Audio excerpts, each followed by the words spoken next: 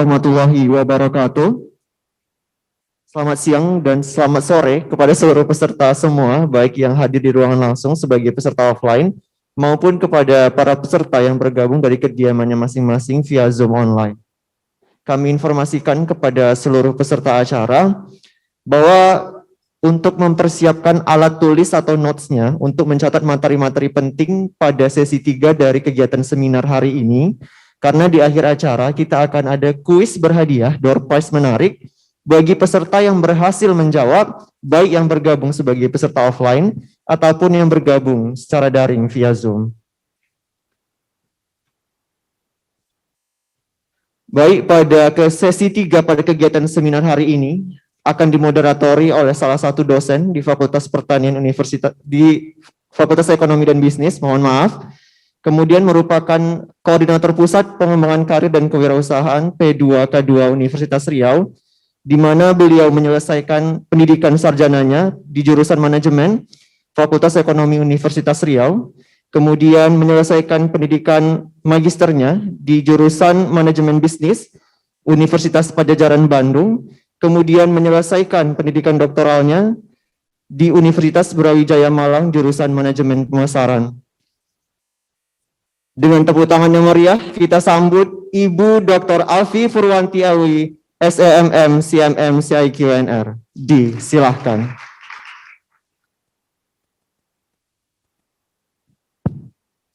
Baik, bismillahirrahmanirrahim. Assalamualaikum warahmatullahi wabarakatuh. Apa kabar anak-anak ibu semua? Walaupun sebagian peserta ini Mbak Tina sudah hadir, pembicara kita yang nanti akan memberikan pemaparan luar biasa. Mungkin untuk lebih nyaman kita panggil dulu Mbak Rina ke depan ya, Bu moderator ya. Oke, kita persilakan dulu Mbak Tina sebagai pembicara kita untuk bergabung dengan kita di depan. Biar lebih enak nerangin begitu banyak kompetensi Mbak Tina. Ini Mbak Tina masih sangat muda Mbak. Silakan Mbak Tina. Baik, anak-anak ibu sekalian, baik yang berada pada ruangan yang berbahagia ini maupun yang berada di ruangan daring kita ya. Mungkin pesertanya belum ngumpul semua, tapi insya Allah nanti akan bergabung lebih banyak lagi. Hari ini kita juga sudah mendengarkan 2 orang pemateri yang dari pagi sampai tadi siang tuh menyampaikan bagaimana kita menemukan passion kita dalam karir, kemudian mengelolanya Mbak Tina, kemudian nanti ketika sudah mulai menemukan matching dengan apa yang menjadi career path kita, sehingga kita tahu bahwa kita tuh memang dibutuhkan di industri yang kita minati. Jadi ada peminatan, ada pilihan, ibarat milih jodoh katanya, jangan asal pilih, tapi pilihlah jodoh yang memang akan membentuk karir kita yang luar biasa. Nah, hari ini hadir di depan kita Mbak Tina Adrilina, MSc Psikolog. Beliaunya ada di samping, udah cantik jadi kagum. Mbak Tina ini adalah Certified Psychologist Assessment Center Assessor. Lebih dari 10 tahun pengalamannya ya di Human Resources Practices. Nah, skill dasar beliau adalah Human Resources Management ya. Mbak Tina masih muda, cantik, tapi skillnya udah luar biasa. Di Assessment Center juga, kemudian Organization Development, Recruitment, Personal Selection, Competency, Best Performance Management, dan sebagainya Mbak, panjang.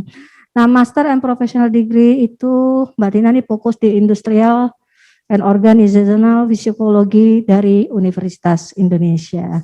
Beri tepuk tangan yang meriah dulu untuk pemateri kita. Kalau experience-nya sudah ada di materi yang nanti mungkin akan didapat oleh semua peserta, yang online maupun yang offline. Cuman yang menarik lagi nanti, tadi adik-adik semua kan sudah dapat bagaimana bekal yang baik sebagai pribadi. Nah, Mbak Tina akan mengupas lebih tuntas bagaimana sudut pandang perusahaan melihat jalur karir yang akan diberikannya kepada tenaga kerja atau human resources-nya yang akan mencapai puncak karir yang luar biasa. Walaupun kita tahu bahwa karir dewasa ini tidak hanya pada perusahaan. Banyak sekali karir yang bersentuhan dengan teknologi 4.0 maupun society 5.0. Nanti silakan ditanya lagi waktu dan tempat, kami persilakan kepada Mbak Tina supaya lebih efektif. Terima kasih, silakan Mbak. Assalamualaikum warahmatullahi wabarakatuh. Assalamualaikum warahmatullahi wabarakatuh. Iya, masih kenyang baru habis makan ya.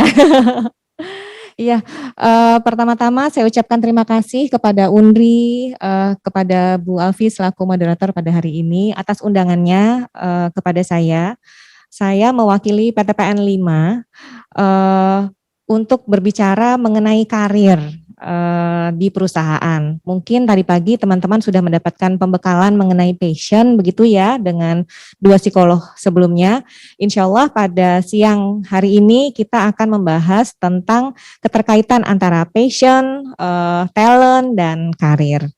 Begitu ya, sudah bisa kita mulai ya Bu ya materi saya ya.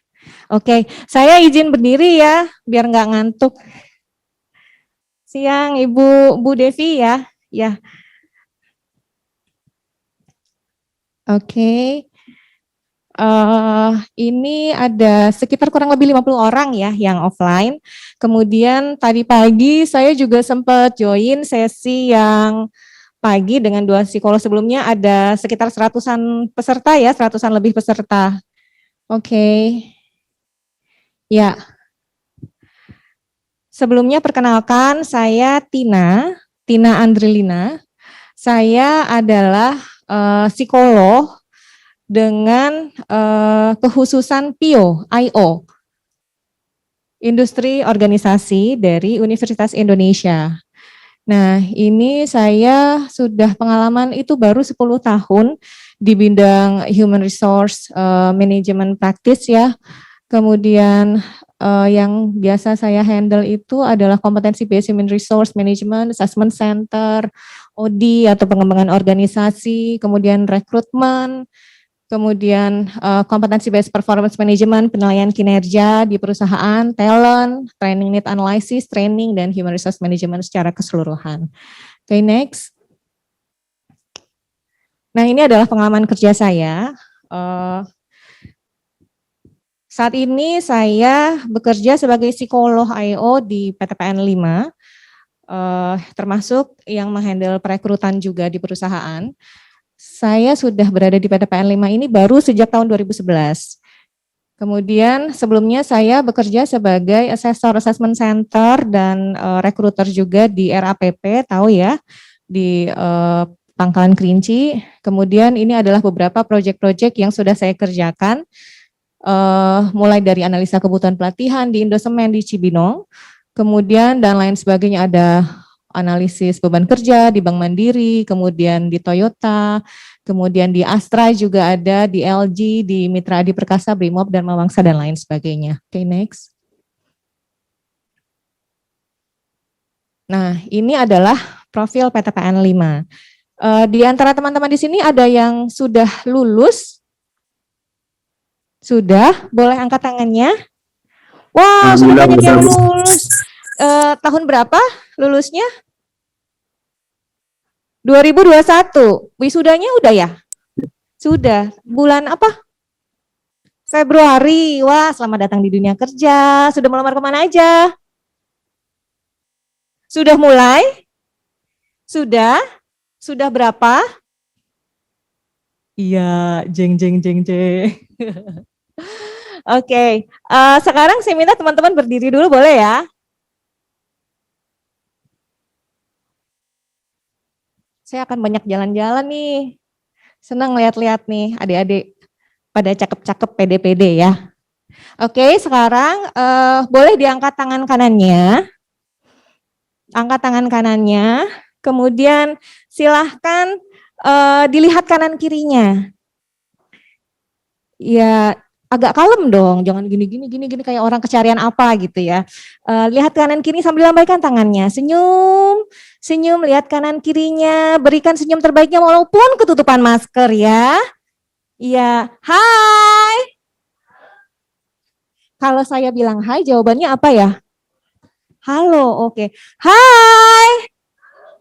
Halo, oke. Coba di kasih tahu teman di sebelahnya ya. Kalau bilang hai, halo, terus bilang ke teman sebelahnya, hai guys, gitu ya. Bisa enggak? Bisa ya. Oke. Hai. Kok pada malu-malu sih? Kalau mau cari kerja enggak boleh malu-malu. Ya, kalau malu-malu nanti kalah greget sama yang lainnya. Oke? Oke? Ya. Hai guys. Masih pada kaku-kaku ya. Oke. Hai guys. Halo. Ngapain guys di sini? Seminar. Oke, ya udah deh, tepuk tangan buat kita semua deh. Ini sekilas tentang PTPN 5. Di sini sudah ada yang sudah bekerja berarti? Sudah ada? Belum ya? Sudah? Boleh angkat tangan yang sudah bekerja di mana, Mas? Di Voy Cafe Indonesia. Sebagai apa? Barista. Good, tepuk tangan dulu dong buat temennya. Ya, berarti baru satu ya di sini yang sudah bekerja ya? Ya, oke. Nanti kita share pengalaman ya. Perusahaan itu senang sama anak-anak yang pede, terutama yang muda-muda. Karena apa? Diharapkan membawa semangat baru untuk perusahaan, gitu. Dimanapun perusahaannya, apapun perusahaannya, termasuk BUMN sekalipun. Walaupun BUMN itu kesannya zaman dulu ya, kuno gitu ya. Banyak orang-orang tua karirnya, maksudnya itu orang biasanya kalau udah nyemplung di BUMN itu nggak keluar-keluar lagi sampai pensiun, bener nggak? Ada yang tahu begitu? Ada yang punya orang tua bekerja di BUMN?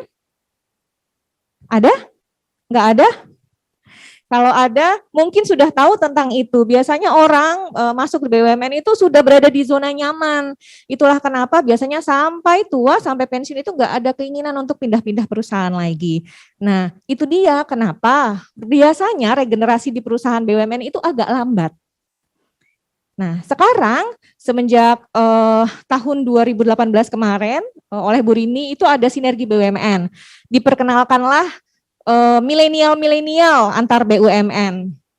Pada saat itu akhirnya mulai terjalin sinergi antar BUMN yang akhirnya sadar bahwa oh iya ya, BUMN ini butuh anak-anak muda karena anak-anak muda itu biasanya semangat. Gitu. Jadi ketika kalian melamar kerja, pertama kalian harus percaya diri dan kalian harus menunjukkan bahwa kalian punya semangat. Enggak yang diem, enggak yang lempeng gitu. Ibarat kata kalau kayak mancing ikan di kolam, permukaannya datar. Yang kelihatan ikannya apa ya namanya? Pokoknya itu akan terlihat itu kalau ikannya muncul ke permukaan gitu ya. Pop up gitu. Kalau kayak bola itu pop up gitu ya, muncul gitu ya. Yang seperti itulah yang gampang ditarik atau gampang terlihat oleh perusahaan. Jadi di awal, di antara sekian banyak orang, kalian harus bisa jadi seseorang yang stunning. Seseorang yang menonjol. Dilihat pertama kali dari apa? Dari kepercayaan diri. Dan kepercayaan diri itu terlihat itu dari sekian banyak itu biasanya terlihat itu dengan mudah oleh para rekruter atau oleh para perusahaan. Setelah dia terlihat percaya diri di awal, baru nanti digali lebih lanjut. Cocok nggak nih orang dengan budaya perusahaan? Gitu ya.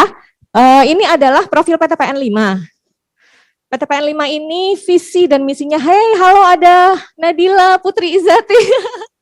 Ini pernah magang di PTPN 5 dari UIN ya?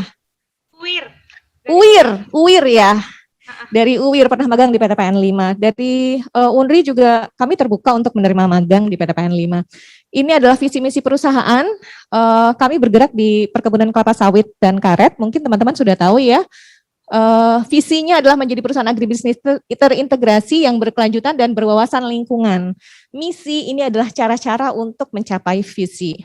Areal kebun PTPN 5 itu kelapa sawitnya ada 77.000 hektar, karetnya ada 5,9 ribu hektar, dan plasmanya ada 56,7 hektar. Kemudian pengolahannya ada pabrik kelapa sawit, biogas, dan jumlah karyawan kami itu ada 11 ribuan. Karyawan pimpinannya ada 492 dan karyawan pelaksananya ada 9.078. Karena BUMN PTPN 5 ini adalah organisasi perusahaan yang jumlah karyawannya banyak sekali, itulah kenapa kalau teman-teman tahu piramida perusahaan itu kalau untuk PTPN 5 salah satu contoh perusahaan BUMN itu gendut bawahnya. Segitiga tahu ya, segitiga piramida tahu ya, di bawahnya gendut. Itulah kenapa jumlah karyawan pelaksananya itu 9 ribuan, tapi jumlah karyawan pimpinannya 492, kurang dari 500. Jadi bisa dibilang leader-leadernya itu jumlahnya 400, 9 ribuan lah orang yang akan mereka kelola.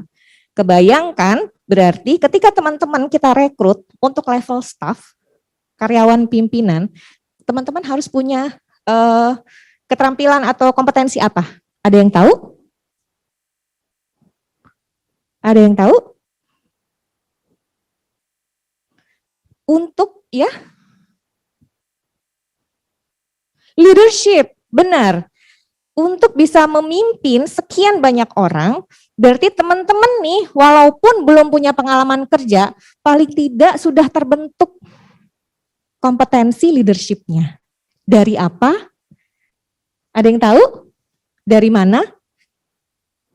Ya? Dari mana? Nanti kita gali ya. Oke, next. Nah, ini passion. Saya yakin passion ini tadi sudah dibahas dalam ya dengan Mbak Tita dan Mbak Ria ya. Saya tadi sempat lihat Zoom-nya. Bagus sekali cara teman-teman Mbak Tita, Mbak Ria untuk menggali sebenarnya ini kecenderungan potensi karakteristiknya ini cocoknya nanti di bidang apa. Oke, nah passion itu adalah kecenderungan kuat terhadap kegiatan yang disukai oleh individu, di mana mereka menemukan bahwa hal itu penting dan di mana mereka mau menginvestasikan waktu dan energi yang mereka miliki. Apa sih bedanya passion dengan kita seneng aja? Ada yang tahu nggak?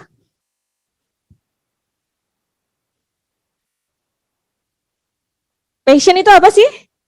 Dari pagi jam 8 nih kita bicara passion. Ada yang masih ingat nggak sih sebenarnya passion itu tuh bahasa kitanya tuh apa gitu? Ya? Minat. Minat? Passion sama dengan minat. Ya? Ya. Oke, ada lagi jawaban lainnya? Ada lagi jawaban lainnya? Passion. Kalau kita bekerja dengan passion, itu kita nggak akan ngerasa kita kerja, katanya gitu ya. Kalau kita bekerja dengan passion itu rasanya happy, nggak apa ya, nggak kerasa waktu habis. Passion itu memang berawal dari hal yang kita minati, hal yang kita sukai. Misal, awal-awalnya kita nggak ngerti nih, kalau kita tuh ternyata suka fotografi, nggak pernah tahu.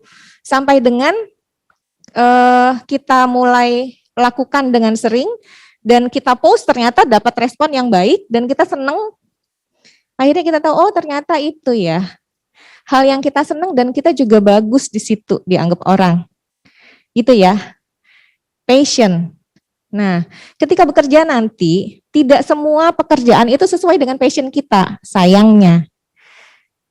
Ketika belum bekerja, kita bisa bebas memilih akan mau masuk jalur yang mana, akan mau masuk bidang kerja yang seperti apa. Itulah kenapa sebaiknya kita kenali dulu diri kita, baru kita bisa memilih bidang kerja atau karir. Karena ketika kita sudah terjun nanti dalam satu pilihan, biasanya akan mikir berkali-kali untuk pindah. Apalagi nanti kalau seandainya sudah punya tanggungan atau sudah menikah. Begitu ya. Dan karir itu kan memang macam-macam. Ada yang karir di perusahaan, tadi juga sudah disampaikan ya oleh Mbak Tita dan Mbak Ria. Ada karir freelance, itu juga bisa dikatakan sebagai karir gitu. Bebas, kita bebas menentukan. Tapi kalau udah terjun di perusahaan, ya polanya pun ya berbeda dengan pola freelance. Tergantung dengan tipe-tipe karakter tadi yang sudah ditentukan. Ada berapa tadi tipe karakternya? 6, ya. Jadi teman-teman sudah tahu tipenya masing-masing ya. Cocok nggak dengan arah karirnya? Arah karir yang diminati? Cocok? Cocok? sebelum nanti kadang-kadang tuh teman-teman belum punya pengalaman kerja, ada tuh orang-orang yang ya udah yang penting lamar dulu, terus nanti udah diterima baru ya udah dijalani. Ternyata baru sadar ternyata kita tuh nggak begitu passion ya di situ ya, nggak gitu minat gitu ya di situ. Terus akhirnya mau keluar mikir-mikir, tapi banyak keluhan gitu yang kita rasakan. Karena sebenarnya kita tahu dari awal kita tuh tidak cocok. Cuman kadarullah, ternyata kita diterima, kita lolos di situ. Itulah kenapa selagi teman-teman bisa milih nih, pilihlah yang sesuai dengan passionnya. Karena ketika sudah terjun, sudah nyemplung di situ, kita harus bertanggung jawab dengan pilihan kita. Gitu ya. Oke, next. Nah, ini dia yang paling penting. Tadi teman-teman sudah dibantu untuk mengenali diri sendiri. Tipenya, karakternya seperti apa, nanti karirnya akan cocok seperti apa.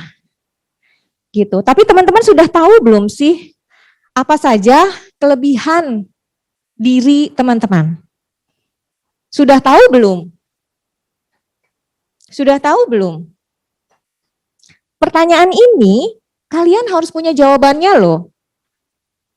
Karena hampir setiap pertanyaan wawancara kerja itu ada pertanyaan ini.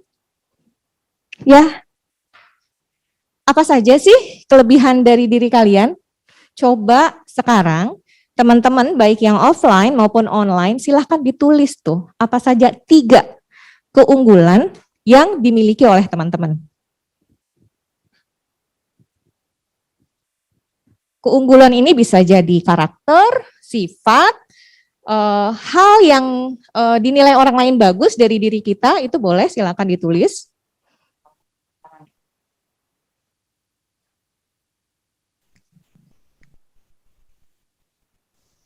Kemudian setelahnya 3 hal yang perlu diperbaiki dari diri sendiri.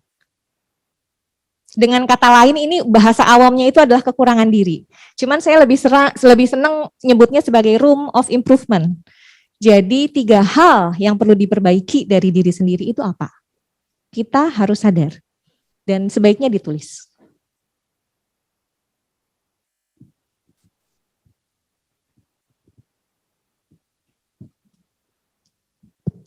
Ada yang sudah selesai? Bagi teman-teman yang online, iya? Sudah dituliskan? Coba kita baca ya. Keunggulan, tidak gampang marah. Boleh dibuka chatnya? Ya.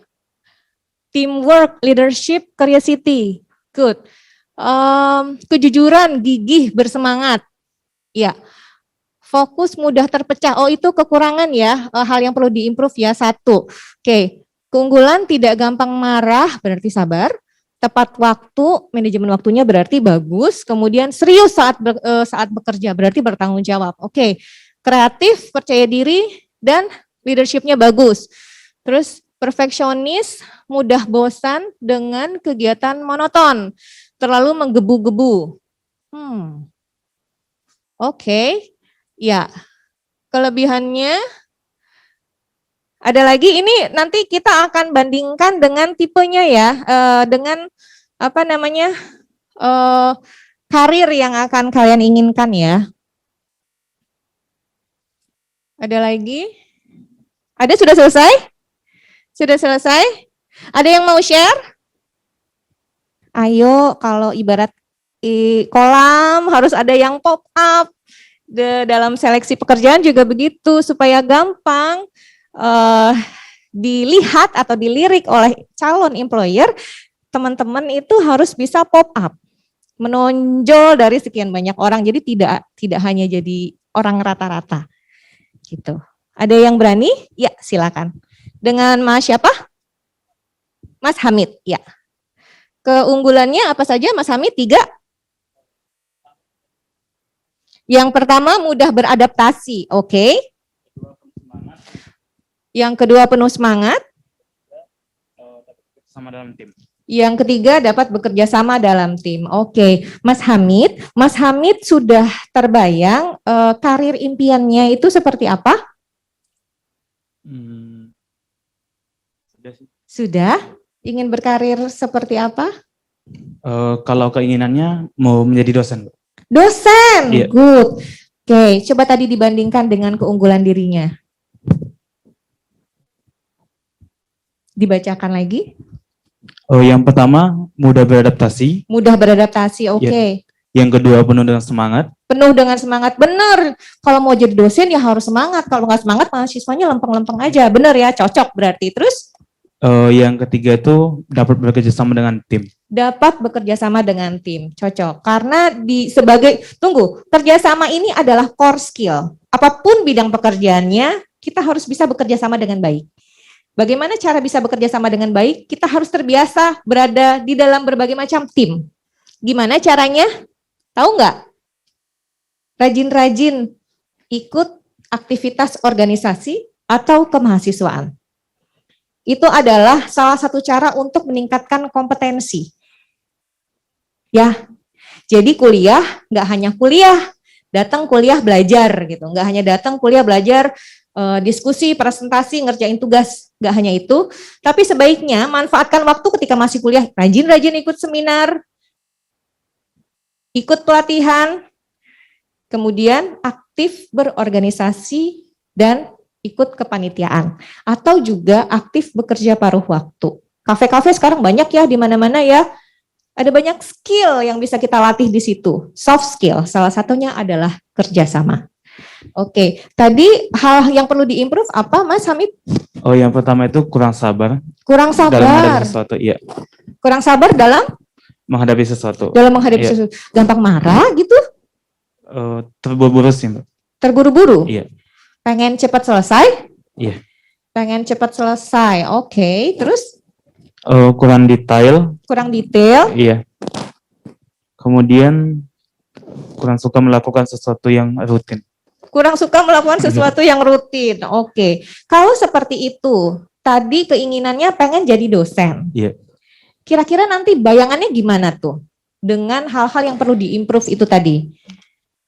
Kalau ketemu mahasiswa yang, aduh udah diajarin seperti ini tuh nggak berhasil-berhasil, berarti apa yang harus dilakukan?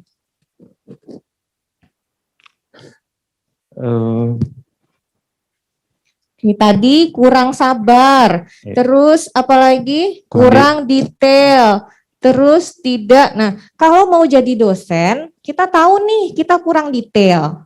Ya, contoh, kalau mau jadi dosen kita tahu kita kurang detail. Sementara sebaiknya dosen itu kan banyak membaca literatur untuk menjelaskan dengan lebih dalam ke mahasiswa-mahasiswanya. Kalau kita tahu dari awal kita kurang detail, tapi kita tahu sebagai dosen itu idealnya seperti apa, kita jadi bisa meningkatkan diri. Oh, berarti saya harus lebih detail di hal ini. Oh, berarti saya harus lebih detail mulainya dari mana. Dengan kita kenal hal-hal yang perlu diimprove dari diri kita jadi tahu nih nanti dengan arah karir kita itu apa yang harus kita lakukan. Gitu. Terus tadi kurang sabar. Kurang sabar. Kalau jadi dosen kurang sabar, yang ada ntar berantem mulu ya sama mahasiswanya ya, dibilangin galak terus dijauhin gitu ya, dibilangin dosen killer gitu ya. Terus jadi gak ada yang seneng gitu ya. Tahu-tahu misalnya pulang kerja ban kendaraannya digembosin sama mahasiswanya gitu ya. Jangan sampai. Nah, dengan kita tahu kekurangan kita apa, kita masih kuliah nih, masih ada waktu untuk memperbaiki itu. Sesuai dengan karir impian kita. Gitu ya. Oke, terima kasih Mas Hamid. Ada lagi yang mau share? Iya, dengan Mbak siapa? Mbak Dwi. Oke. Keunggulan saya yang pertama fleksibel, Fleksibel, good. ya. Yang kedua komunikasi, Komunikasi, dan yang terakhir adalah loyalitas. loyalitas. Oke. Loyalnya seperti apa nih contohnya? Dalam suatu pekerjaan itu tidak perlu memperhitungkan apakah itu bidang saya atau tanggung jawab saya, tapi ketika saya bisa mengerjakan akan saya kerjakan. Oke, bagus. Tepuk tangan dulu dong untuk Mbak Dwi ya. Oke, karir impiannya apa Mbak? Pengen kerja di perusahaan bagian HR, terutama Oke. di internal relations, kalau enggak di bagian legal staff. Legal staff, oke, cocok. Itu tadi komunikasi ya, dengan Iya. karir impiannya cocok nggak? dia punya kemampuan komunikatif nih orangnya, dia pengen kerja di internal auditor, dia pengen jadi HR, terus pengen jadi apa lagi tadi? Legal staff. Legal staff, cocok nggak dengan kelebihannya dia tadi? Cocok ya, karena HR akan bekerja sama, bertemu dengan banyak orang, berinteraksi dengan banyak orang, begitu juga dengan internal auditor, akan bertemu dengan banyak orang di lintas bagian dalam perusahaan gitu ya. Legal staff juga begitu, cocok ya berarti. Terus apalagi tadi loyalitas itu semua pekerjaan perlu. Terus apalagi tadi? Fleksibel. Fleksibel. Nah, kalau untuk legal staff cocok nggak nih orang fleksibel? Cocok. Orang legal itu biasanya harus strict ke peraturan ya. Ya, berarti sebenarnya dari segi minat itu ada keinginan ke legal, tapi sebenarnya jiwanya nih agak jiwa-jiwa fleksibel gitu orangnya. Kalau ke legal itu nanti orang-orang legal tuh dibutuhkan orang-orang yang disiplin, taat aturan, ketat. Untuk orang-orang yang fleksibel itu kadang-kadang jadi agak ngerasa nanti akan ada bentroknya gitu. Dengan kita tahu nih kita punya kelebihan apa, dikaitkan dengan karir kita nantinya, itu kita jadi bisa ngukur-ngukur, oh ini nanti kita cocok nggak di sini, kita happy nggak nanti dengan karakter kita nih, kita happy nggak sih nanti kita bekerja di bidang ini. Biasanya untuk tahu bidang pekerjaan itu apa saja yang dilakukan, pernah lihat lowongan pekerjaan? Di situ ada apa aja yang dituliskan di lowongan pekerjaan itu? Persyaratan, terus apa lagi? Deskripsi pekerjaan. Ya, di deskripsi pekerjaan itu kan kita bisa tahu nih, oh misalnya sebagai legal staff harus memahami, persyaratan yang dibutuhkan, memahami undang-undang cipta kerja misalnya. Kemudian tanggung jawabnya adalah mengurusi hal-hal yang terkait legalitas perusahaan kayak begitu ya. Itu kan nanti kita bisa tahu nih apa saja yang cocok nggak nih bidang ini dengan kemampuan yang kita udah punya, karakter dari dirinya kita. Tuh, jadi dilihatlah uraian pekerjaan itu kira-kira cocok nggak dengan karakter kita. Karena kita nggak tahu, qadarullah misalnya lulus, ternyata kita nggak cocok nih sebenarnya sama tipe pekerjaan itu. Kita udah tahu nih padahal. Tapi karena lulus aja, udah lulus nih sayang, nanti dibilang menyia-nyiakan kesempatan gitu. Padahal sebenarnya kita tahu, kita nggak cocok di situ. Yang ada nanti ujung-ujungnya kerja awal-awal semangat, habis itu demotivasi lagi. PR bagi perusahaan. Gitu ya. Oke, tadi kekurangannya apa Mbak Dwi? Kekurangannya yang pertama sering menunda. Prokrastinasi. Oke, Yang terus? kedua sering mengeluh dan mudah bosan dalam hal yang monoton. Sering mengeluh dan mudah bosan. Itu kan jelas ya tadi kelebihannya dia adalah fleksibel. Cocok kan berarti? Cocok. Berarti sebagai legal staff itu kurang cocok Mbak. Karena emang tipenya tuh fleksibel, nggak suka hal-hal yang monoton. Orang-orang yang fleksibel itu biasanya lebih seneng di pekerjaan yang bertemu banyak orang, nggak di belakang meja, industri kreatif seperti itu. Gitu ya. Jadi dengan kita kenal kelebihan dan kekurangan diri, itu kita bisa ngira-ngira, mumpung belum dapat kerja, bisa ngira-ngira nih. Oh, bidang pekerjaan yang ini. Oh, bidang pekerjaan yang ini. Gitu ya. Oke, terima kasih, tepuk tangan untuk Mbak Dwi. Ya, terima kasih Kak. Oke.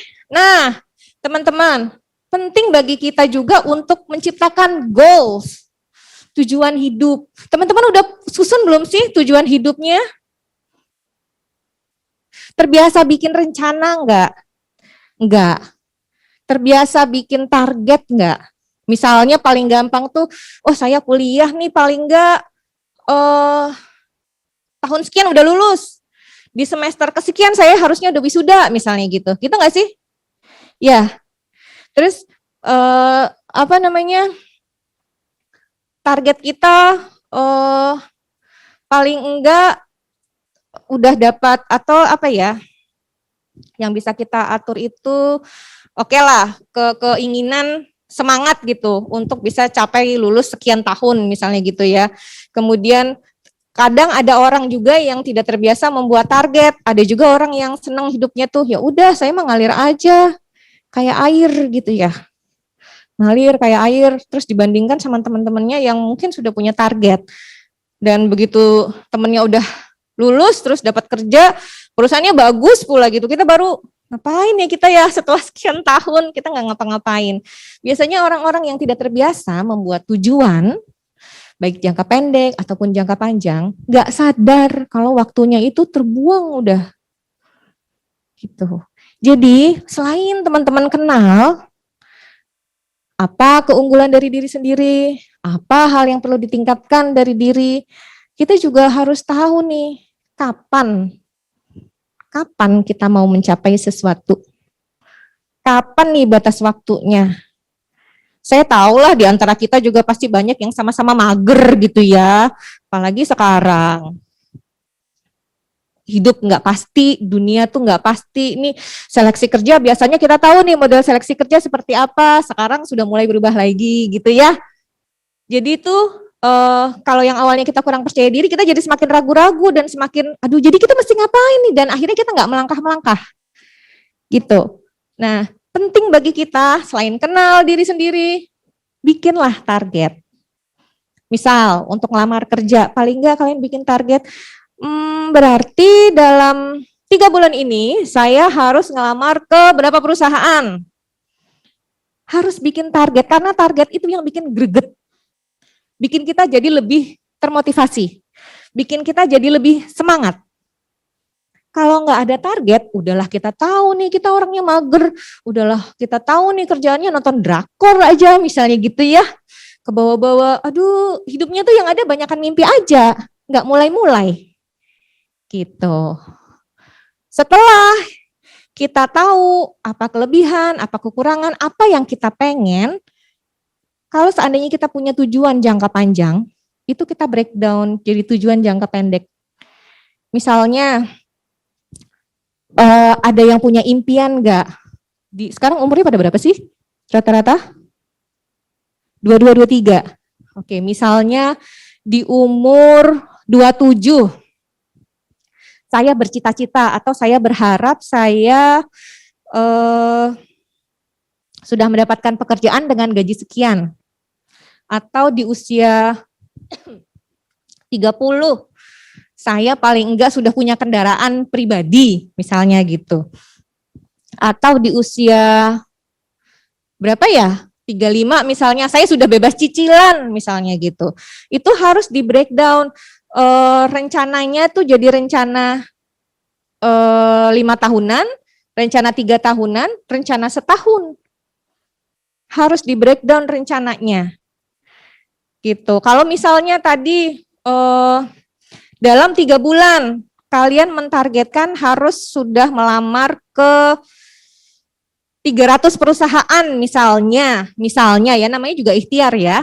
Semakin banyak kita mencoba kan kemungkinan lulus juga semakin besar.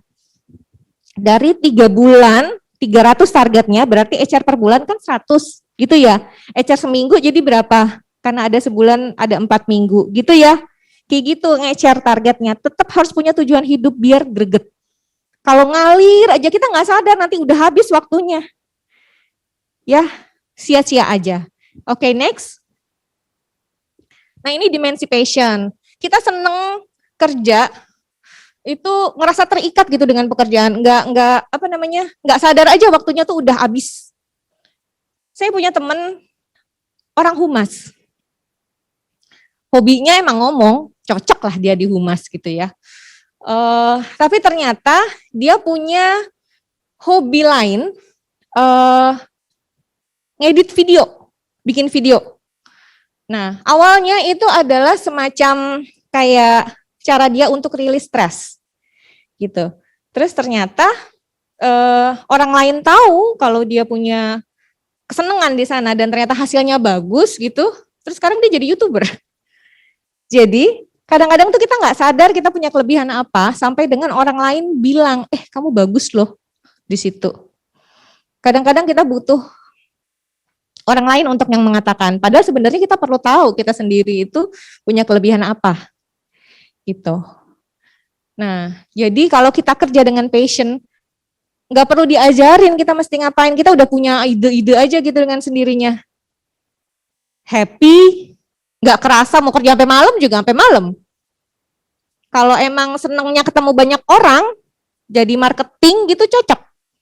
Tapi kalau senengnya ketemu banyak orang, terus akhirnya jadi internal auditor yang kerjanya di belakang meja terus, kan bosen ya. Karena ngerasa bukan jiwanya dia. Gitu. Next. Nah, ini adalah irisan antara skill,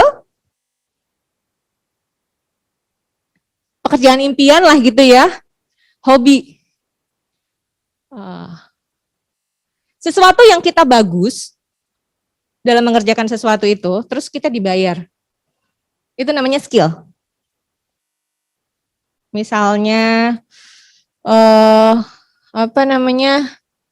kita bagus nih MC, terus kita dibayar untuk MC. Itu seperti itu. Kemudian kita, what you love doing. Kita seneng ngerjain sesuatu, ya kayak tadi misalnya teman saya seneng bikin video atau ngedit video, terus kita juga dibayar. Seneng gak sih? Kita kayak nggak, ya itu tadi saya bilang, kita kayak nggak kerja gitu ya. Ya kita kerjain, kita misalnya bikin karya seni, ya emang senengannya kita gitu, terus tau-tau dibayar, dibeli sama orang. Nah, terus ada lagi yang kita itu seneng dan juga kita dianggap bagus. Nah, itu kan lebih cocok lagi ya, apalagi kalau dibayar. Gitu. Next.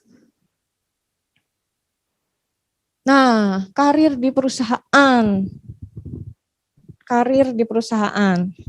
Saya pengen ngobrol sama Mas siapa tadi yang sudah kerja sebagai barista ya? Mas siapa? Iwan? Juan. Juan, oke. Sudah berapa lama Mas kerja di sana? 1,5 tahun kayaknya. 1,5 Dari tahun. akhir 2019. Dari akhir 2019. Berarti waktu itu sudah lulus kuliah? Udah. Sudah. Kenapa tertarik jadi barista? Aslinya saya suka nongkrong. Oke. Nah, jadi berawal dari kayak gimana ya? Sebenarnya ketidaksengajaan juga sih. Selesai sidang kompre, itu belum wisuda. Belum Jadi wisuda. ada lowongan barista di KOI. Saya lamar dan itu lolos. Nah, jadi sampai situ ya udah dijalanin aja sampai sekarang. Dijalani sampai sekarang dan enjoy ya. Enjoy tapi untuk saat ini saya merasa kurang enjoy. Oke, kurang enjoynya kenapa? Kurang enjoynya itu sebenarnya dari segi finansialnya sih. Oke. Karena pandemi kayak gini jadi ada pengurangan jam kerja. Oh. Kalau tidak ada pandemi, tidak ada pengurangan jam kerja, cocok? Cocok nggak salary-nya? Kurang juga sih sebenarnya, Mbak. Kurang juga. Oke. Ya, jadi keinginannya ingin pindah karir. Yes. Oke. Tadi kelebihannya apa, Mas? Yang saya tulis itu jujur, teliti, sama adaptif. Jujur, teliti, sama adaptif. Latar belakang pendidikannya? Pertanian. Pertanian. Oke, nanti bisa ngelamar di PTPN ya. Boleh. PTPN buka rekrutmen 2 tahun sekali biasanya. Dan kita ada 4 bidang. Sudah ada yang pernah daftar di PTPN? Belum? Ada? Belum? Nah, kita ada 4 bidang yang biasanya kita buka di PTPN.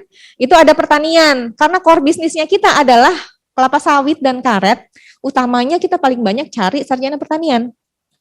Kemudian ada lagi bidang teknik pengolahan. Di situ ada teknik industri kita cari, teknik elektro, kemudian teknik mesin. Terus kita juga punya bidang satu lagi, bidang ekonomi, keuangan. Itu kita cari lulusan dari ekonomi, akuntansi, manajemen juga.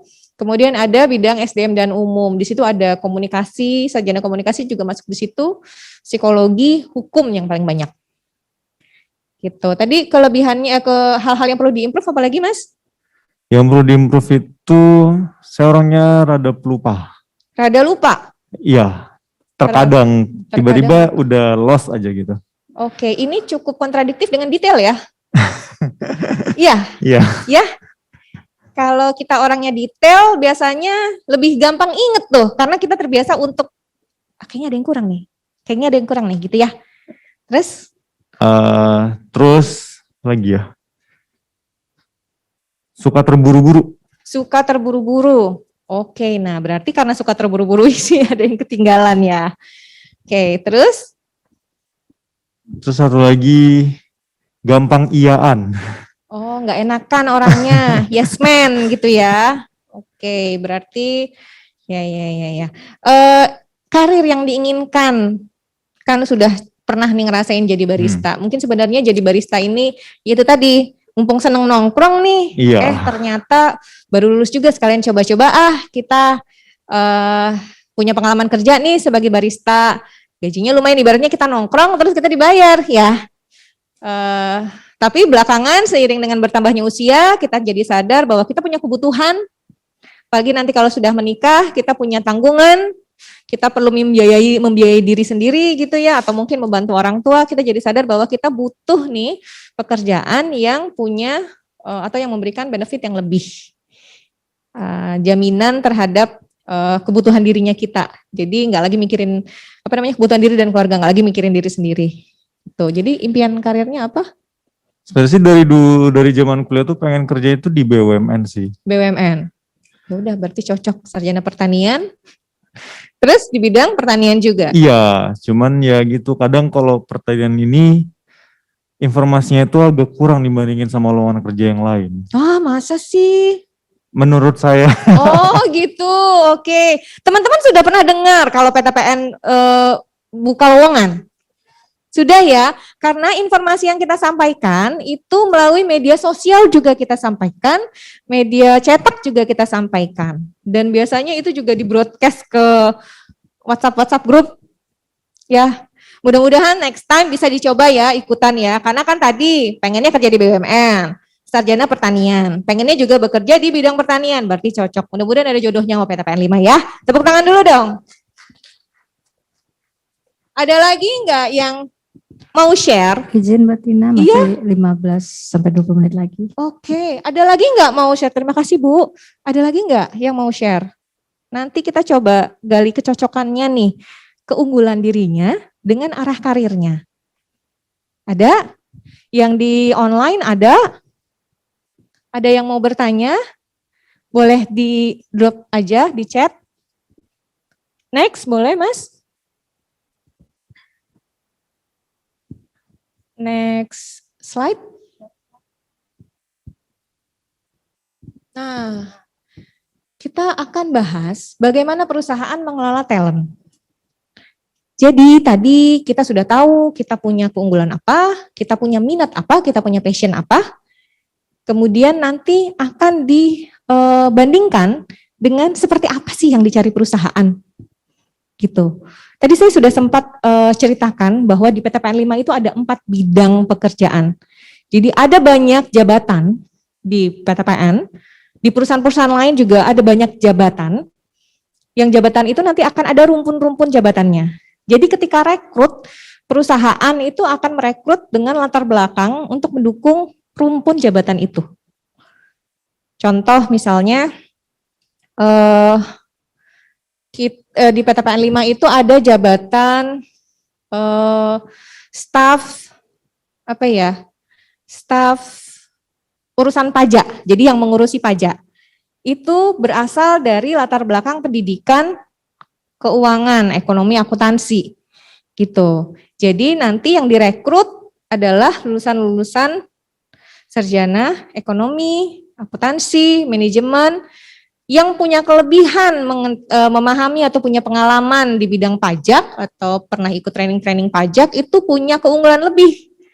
Pop up tadi saya bilang ya, dibanding sarjana ekonomi lainnya, oh ternyata ada satu nih yang udah pernah ikut training ini terkait dengan perpajakan, tentu dia jadi pop up di antara sekian ratus, sekian ribu sarjana ekonomi lainnya.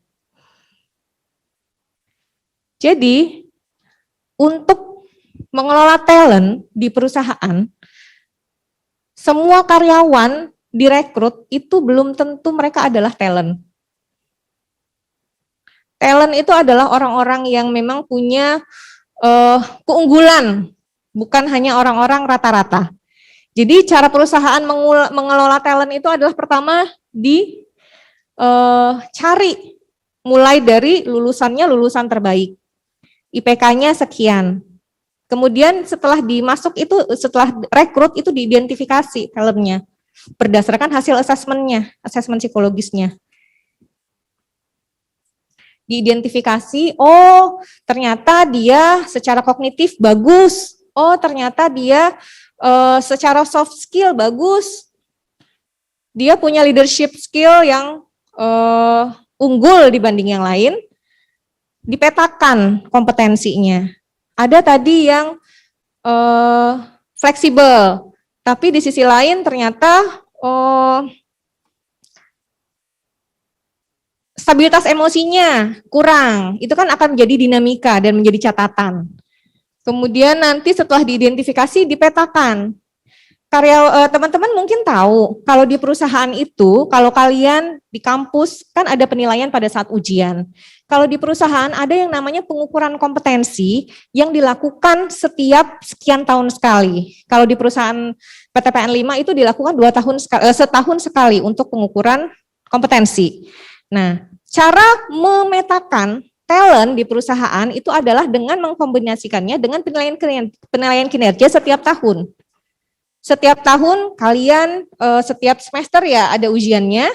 Kalau di perusahaan juga setiap tahun, setiap semester itu ada penilaiannya. Penilaiannya diukur itu berdasarkan dengan unjuk kerjanya, berdasarkan dengan job desk-nya. Teman-teman tadi ketika rekrutmen kerja di lowongan pekerjaan terlihat apa saja pekerjaannya, sebenarnya bisa dilihat kebutuhan skill-nya apa saja. Kebutuhan skill-nya apa saja. Pernah ingat nggak Mas waktu rekrutmen barista yang dicari orangnya atau disebut nggak melakukan pekerjaan atau bertanggung jawab terhadap pekerjaan apa aja?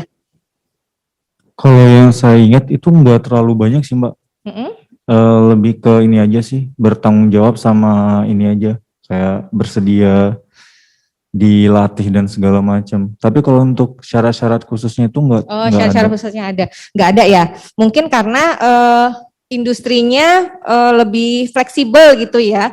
Kalau perusahaan-perusahaan itu teman-teman juga mungkin yang sudah coba ngelamar-ngelamar kerja nanti coba diperhatikan ya. Itu sebenarnya memudahkan teman-teman juga untuk menyesuaikan surat lamaran dan hal yang perlu ditonjolkan di CV.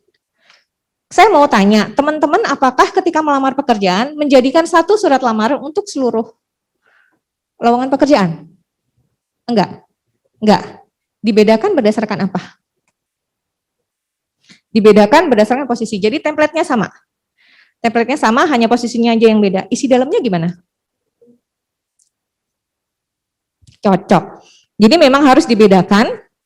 Karena yang orang cari di masing-masing perusahaan itu kan beda-beda ya karakter orangnya. Sesuai dengan kebutuhan dari jabatannya. Jadi hal itulah yang teman-teman harus tampilkan, tuliskan di surat lamaran pekerjaan.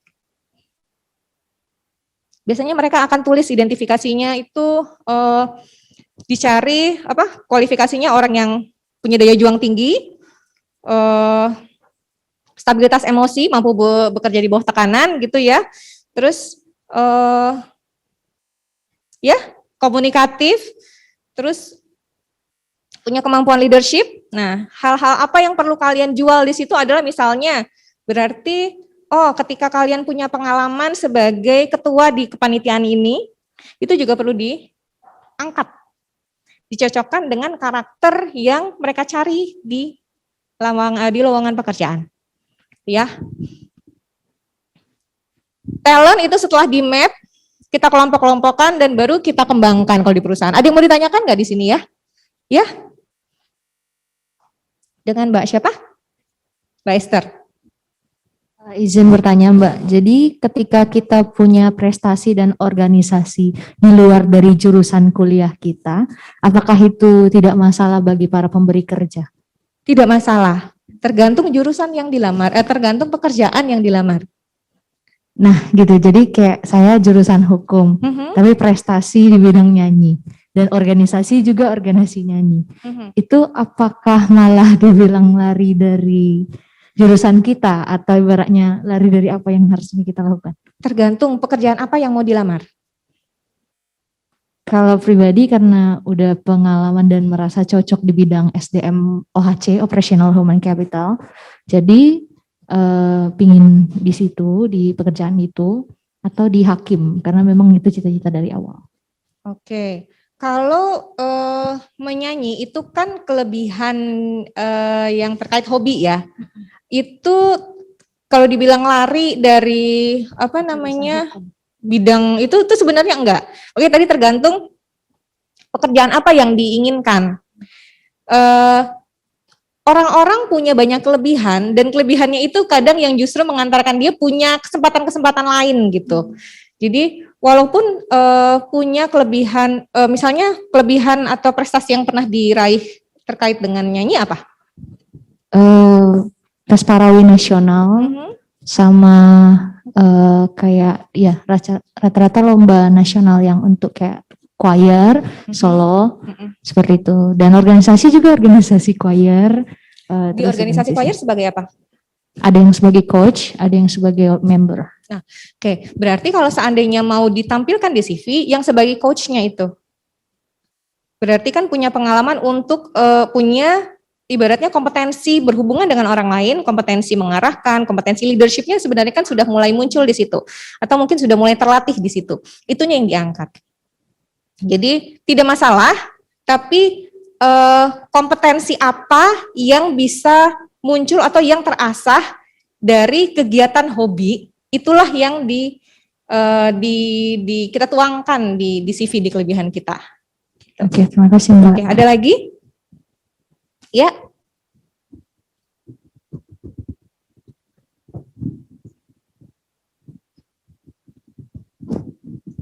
Jadi gini Mbak, saya punya beberapa pengalaman sebagai asisten asisten penelitian di bawah beberapa company gitu.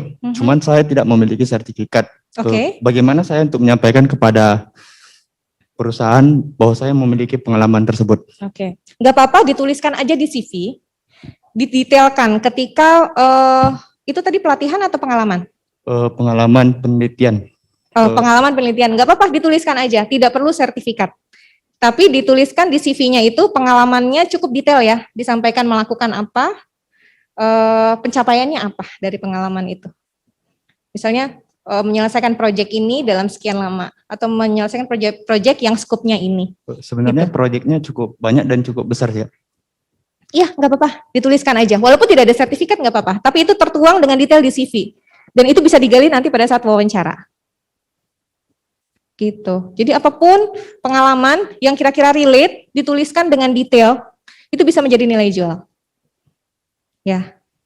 Makasih Kak. Iya, terima kasih. Next. Ya. Nah, ini tadi manajemen talenta, dikaitkan antara potensi, karakter, dengan unjuk kerjanya kita, dikelompokkan, diidentifikasi, didokumentasikan, dan dikembangkan. Jadi teman-teman yang punya passion ketemu dengan pekerjaan yang juga cocok, itu nanti kan akan semakin pop up tuh di perusahaan. Jadi talent star. The 9 box itu nanti ada talent star namanya. Talent star inilah nantinya yang diharapkan jadi pucuk-pucuk pimpinan calon suksesor di perusahaan. Disiapkan pengembangannya secara khusus. Ada pelatihan-pelatihan khusus yang akan dipersiapkan atau dianggap atau diharapkan sudah ready dalam berapa bulan, dalam berapa tahun, atau di tahun berapa gitu. Kemudian ada reward dan rekognisi khusus untuk menjaga talent, supaya talent itu tetap bertahan di perusahaan. Kadang-kadang talent star ini karena ngerasa suka tantangan, begitu tantangannya sudah habis itu bosen. Jadi perusahaan juga harus pintar-pintar cari cara untuk meretain talentnya. Jadi talent management itu full scope dari HR proses. Mulai dari menarik talentnya, rekrut, gimana mengembangkan talentnya, bagaimana memotivasinya. Ada motivasi yang dilakukan itu bukan hanya melalui konseling gitu ya, tapi juga coaching yang dilakukan dari atasan ke bawahannya. Ada sistemnya. Next. Nah, ini kompetensi yang diukur mulai dari rekrut ketika bekerja sampai nanti ketika akan diseleksi untuk promosi lagi. Next. Nah, ini ada matriks-matriks kompetensi yang akan diuji ke teman-teman ketika sudah bekerja, nanti bidangnya akan berbeda-beda. Ada hard dan soft kompetensi. Next. Nah, ini memadankan kesesuaian pekerja dengan kesesuaian pekerja bertalenta dengan posisi di perusahaan. Ini tadi yang sudah saya sampaikan di awal. Kalau ini adalah tugasnya perusahaan, tapi teman-teman sendiri nih sebagai calon pekerja, dengan kita kenal diri sendiri, dengan kita tahu nih tujuan karir mana yang mau kita cari, kita bisa mengakses diri sendiri. Cocok nggak? Happy nggak nih nanti kita di bidang ini? Gitu. Next. Nah ini tadi 9 box talents yang saya sampaikan. Star itulah nanti yang akan menjadi orang-orang kunci di perusahaan. Saya harap teman-teman nanti kalau seandainya memang punya passion kerja di perusahaan, mudah-mudahan bisa jadi talent star ya. Jadi bagaimana benar-benar bisa tahu kelebihan diri sendiri apa, punya target, dan bisa membreakdown target. Apapun nanti tantangan di depannya itu akan bisa dilangkahi satu persatu, dilewati satu persatu. Next. Nah ini adalah jalur karir di perusahaan. Setiap perusahaan punya jalur karir yang beda-beda. Biasanya jalur karir yang panjang itu untuk perusahaan yang juga gemuk gitu ya, banyak karyawannya. Ini contoh untuk rumpun jabatan tanaman itu ada jabatan macam-macam, mulai dari asisten tanaman, kemudian jadi kepala sebagian dan lain sebagainya, sampai dengan ke atas itu general manager. Setiap perusahaan beda-beda. Next. Nah, passion itu adalah energi yang menggerakkan. Jadi silahkan rasakan kekuatannya. That comes from focusing on what excites you. Apapun yang bikin kalian happy, yang bikin kalian gregetan, bikin kalian semangat, fokuslah di situ. Mulai kembangkan diri dari sana. Gitu. Peggy? Oke, selamat datang di dunia kerja. Mudah-mudahan siap ya. Untuk materinya, saya rasa cukup di sini. Saya kembalikan kepada Bu Alf. Baik, applause luar biasa selain Mbak Tina. Terima kasih loh Mbak Tina. Tapi kita masih ada sesi tanya jawab ya, baik offline maupun online. Nah mungkin Ibu akan memberikan sedikit mungkin ya bagi kita semua apa yang dibicarakan Mbak Tina tadi sangat luar biasa. Kunci pertama itu memang kepercayaan diri ya Mbak ya.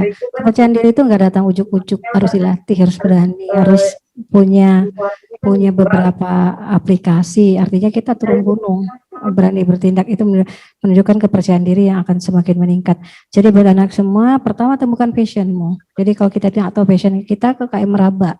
Mending ditanya sebelum rapat, Kak. Ini ternyata enggak sesuai Mending gitu diingatkan ya. sebelum rapat, Jadi itu ada Kak. kunci pertama kita untuk menemukan passion kita. Kemudian perkuat informasi karir sesuai dengan passion. Buka informasi, jelajah dunia maya. Cari sebanyak-banyak hal yang bisa mendekatkan kita kepada passion karir yang kita minati, sehingga informasi yang terbuka di dunia sana atau kita yang membentuk usaha kita sendiri itu ada sesuatu yang kita rintis dari kesenangan dalam diri kita sendiri. Jangan dibawa oleh dinamika orang lain yang berada di luar diri kita. Kemudian ketiga tuh pop up dirimu. Bagaimana caranya? Persaingan karir itu membutuhkan berapa step. Kalau Mbak Tina tadi di perusahaan itu melalui acquisition, tapi sampai ke acquisition itu kita ya, CV kita, wawancara bagaimana. CV itu merupakan portofolio kita. Jadi itu yang harus diperhatikan, bagaimana portofolio kita sesuai dengan karir yang kita minati. Kemudian kita wawancara. Nah, di wawancara inilah bagaimana kepercayaan diri kita menemukan tempat untuk muncul sebagai talent yang diperlukan oleh perusahaan kita. Baik, kesempatan pertama untuk pertanyaan ini ada di online ya, kayaknya saya sudah baca tadi ya. Itu ada pertanyaannya. Pertama, Mbak, ini agak kurang, saya agak susah membuka chatnya di sini. Baik, mungkin ada yang bisa memperlihatkan chat. Ada pertanyaan, kalau bagaimana kalau kita itu nggak mungkin lompat-lompat karir katanya Mbak, mungkin ada di chat ini. Nanti yang di offline tolong dipersiapkan juga pertanyaannya ya. Ini ya. Iya. Izin bertanya, Ya. apakah menjadi adaptif Iya, merupakan menjadi adaptif. tuntutan dasar bagi tiap orang di dunia korporasi? Iya, benar. Karena mengingat banyaknya pekerjaan yang tidak sesuai passion. Iya. Nah itu artinya sudah terlanjur kecemplung gitu kan, perlu adaptif. Nah Mbak Tina akan bisa menjelaskan. Kayaknya baru satu itu saya baca ya Mbak Tina ya. Mungkin bisa dijawab dulu Mbak Tina buat pertanyaan online kita. Kemudian yang offline Ibu harapkan bisa terpancing untuk bertanya lebih jauh lagi. Sayang loh luar biasa turun gunung ke sini. Dipersilakan Mbak Tina. Oke, terima kasih. Ini dari Mbak Wiwi Trilestari ya. Pertanyaannya, apakah menjadi adaptif merupakan tuntutan dasar bagi tiap orang di dunia korporasi? Ya, adaptif, fleksibel, mampu menyesuaikan diri, itu diharapkan dimiliki oleh seluruh calon karyawan ya. Karena setiap orang kan dari luar. Masuk ke perusahaan tentu masuk ke lingkungan baru bagi dirinya dia. Ketika dia tidak bisa menjadi mudah adaptif, berarti dia jadi tidak fleksibel dong. Jadi susah untuk membiasakan diri dengan value yang baru, dengan budaya kerja yang baru, dengan rekan kerja yang baru, termasuk ketika ada perubahan-perubahan yang terjadi di perusahaan. Ketika seseorang tidak adaptif, kurang luwes untuk bisa fleksibel terhadap perubahan-perubahan, ya jadi lebih susah untuk bisa bekerja sama dengan baik dengan lingkungan kerjanya. Jadi memang adaptif itu diharapkan dimiliki oleh karyawan. Itu benar. Tapi bukan berarti artinya kalau tidak cocok terus resign, tidak cocok terus resign, itu mungkin perlu dibedakan antara adaptif dengan ulet kali ya. Kalau ketemu hambatan terus resign, ketemu hambatan atau kita tidak cocok nih dengan value-nya kita terus kita resign. Itu saya pikir kaitannya nanti dengan ulet gitu. Ketika ada tantangan, harusnya setiap orang di setiap stage kehidupannya dia, setiap tahapan kehidupannya dia pasti akan ketemu tantangan. Pasti akan ketemu hambatan. Ngerjain skripsi nih, pasti ada hambatannya. Susah nih dapat konsepnya, konstruknya gimana ya? Belum dosennya susah ditemui mungkin untuk bimbingan misalnya. Atau ternyata literaturnya susah nih untuk konsep yang ini, variabel yang ini misalnya gitu. Kan itu adalah salah satu tantangan. Tapi apakah kita menyerah? Kita tetap harus butuh ulet kan supaya bisa tercapai apapun itu. Jadi bukan berarti terus mudah menyerah, tetap harus ulet. Tapi adaptif itu tadi memang harus adaptif, tapi ketika harus resign itu berarti saya pikir masalahnya adalah kurang kurang bisa menyelesaikan permasalahan dengan baik gitu, sampai akhirnya ngerasa perlu untuk resign begitu. Iya. Mungkin karena passionnya nggak sesuai juga dengan pekerjaannya kali ya Mbak Tina. Bisa ya. jadi. Iya. Kalau dari pertanyaan ini kayaknya seperti bisa mengarah ke situ ya.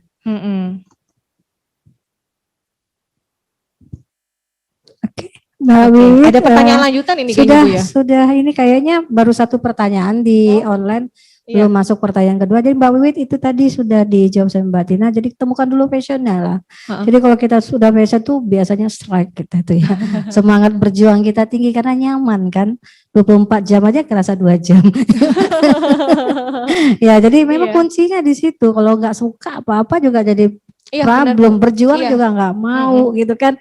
Nah baik, untuk berikutnya untuk anak-anak ibu di ruangan ini ada nggak bertanya, silakan. Ada berapa orang yang akan bertanya di sini?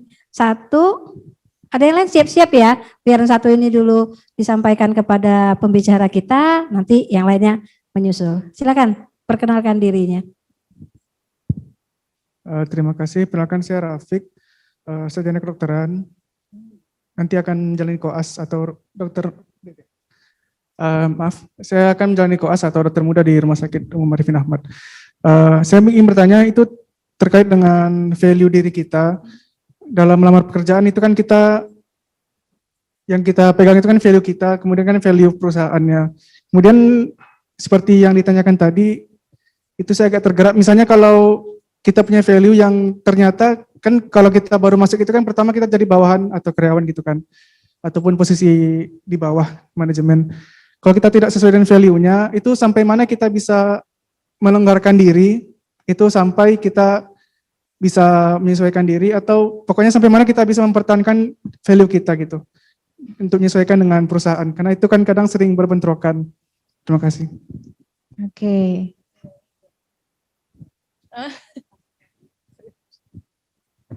Jadi dengan Mas siapa? Boleh langsung dijawab ini Bu? Boleh silakan. Silakan. Dengan Mas Rafiq. Mas Rafiq. Mas Rafiq ya. Jadi sampai di mana kita bisa bertahan atau sebaiknya kita bertahan itu sampai kapan? Ketika value-nya kita itu nggak cocok dengan value-nya perusahaan. Sebenarnya value itu termasuk yang di screening ya pada saat wawancara oleh direksi perusahaan. Gitu. Jadi misalnya perusahaan itu mencari orang-orang yang jujur, orang-orang yang amanah misalnya gitu. Itu pertanyaan-pertanyaannya juga akan fokus ke sana. Pengalaman sebelumnya dia pernah bertanggung jawab di bidang apa saja. Kalau misalnya belum punya pengalaman kerja berarti di kepanitiaan bidang apa saja. Kemudian bagaimana dia menjalankan amanahnya dia sesuai dengan tanggung jawabnya dia. Itu value itu sebenarnya termasuk yang di-assess, termasuk yang di-screening oleh direksi atau pada saat pertanyaan wawancara. Jadi ketika sudah dianggap lolos itu sebenarnya value-nya itu sebenarnya sama, Bu. Hanya saja seringkali justru ada value-value individu lain yang berada di perusahaan yang ternyata itu berseberangan dengan kita. Iya, jadi value-nya bukan value perusahaan. Idealnya kan perusahaan itu individu di perusahaan, insan perusahaan itu punya value yang sama. Tapi setiap orang kan membawa value masing-masing begitu ya. Dan terpengaruh juga oleh karakternya masing-masing. Percaya nggak percaya, banyak orang resign itu bukan karena value-nya, tapi karena atasannya. Karena nggak cocok sama atasannya. Gitu. Nah, kalau kita nggak cocok sama atasan kita, tenang aja, nggak selamanya atasan itu jadi atasan kita. Ya, kalau nggak dia yang pindah, kita yang pindah. Jadi sampai kapan kita bertahan? Sesabar-sabarnya aja. Yang jelas nggak ada yang selamanya. Gitu. Cukup menjawab atau ada pertanyaan lain, Mas? Oke. Oke, begitu Mas Rafiq ya. Jadi value kita, value corporate value, tapi another value in corporate, lihat dulu resistensi kita bagaimana. Ya kalau namanya masih di bawah kan, kuatkan value kita supaya mendekati kepada value corporate. Baik, ada pertanyaan di online Mbak Tina itu ada 2 sih. Tadi di atas, saya ini agak trouble ke sininya. Udah dikirim nggak ke Ibu? Oke, ini udah dikirim ke saya. Izin bertanya, sedikit menyinggung tentang mengikuti organisasi. Ini maksudnya di kampus kali ya Mbak. Saya ingin tanyakan di saat seleksi masuk dunia kerja, seberapa besar pengalaman organisasi membuka peluang lulus untuk masuk dunia kerja, dan bagaimana solusi bagi manusia yang kupu-kupu. Ya, kupu-kupu tuh kuliah pulang, habis kuliah pulang nggak ikut organisasi, namun tetap ingin masuk bersaing perusahaan yang bergengsi. Terima kasih. Itu dari Arum Refsia. Silakan Mbak Tina. Iya, Mbak Arum Refsia ya. Seberapa besar pengalaman organisasi membuka peluang untuk lulus dunia kerja? Jadi salah satu yang membuat CV, jadi gini, kalau seleksi kerja kan dari ribuan pelamar, saya bilang ribuan, kalau untuk perusahaan besar itu ribuan ya. CV-nya itu kan jadi banyak sekali yang harus di screening ya oleh rekruter di perusahaan. Jadi dari sekian ribu CV, dari kalau seandainya dulu zaman offline, kalau sekarang mungkin udah pada online ya seleksi, zaman offline itu dari segi pemilihan kertas, dari segi desainnya, dari segi, jadi sebelum rekruter itu tertarik membacanya, dia harus tertarik dulu melihatnya. Ketika zaman offline, kalau sekarang online mungkin template-nya udah sama semua kali ya Bu, kecuali kalau kita ngirim CV juga dan itu desainnya kita sesuaikan dengan yang dicari perusahaan. Tadi kita harus kenal dulu kebutuhan perusahaannya. Jadi cara membuat CV itu berisi, cara membuat itu kita itu mudah seleksi, itu adalah dengan CV kita itu berisi atau enggak melalui pengalaman organisasi, pengalaman kepanitiaan, pengalaman apalagi ikut seminar, ikut training. Itulah yang membuat CV kita pop up. Jadi CV-nya nggak lempeng aja gitu. Menarik pun CV-nya oke, mungkin hanya menarik untuk dilihat. Tapi setelah digali, dibaca lebih lagi, oh nggak ada apa-apanya nih. Kosong CV-nya dengan tanda kutip kosong. Jadi nggak menarik. Jadi benar pengalaman organisasi itu penting. Core skill, kemampuan komunikasi, kemampuan leadership, kemampuan apalagi ya, itu tuh terbentuk itu ya dari terbiasa punya pengalaman organisasi, kepanitiaan, bekerja sama dalam kelompok, begitu. Jadi memang erat kaitannya kemampuan pengalaman berorganisasi itu untuk membuat kita menarik isi CV kita itu.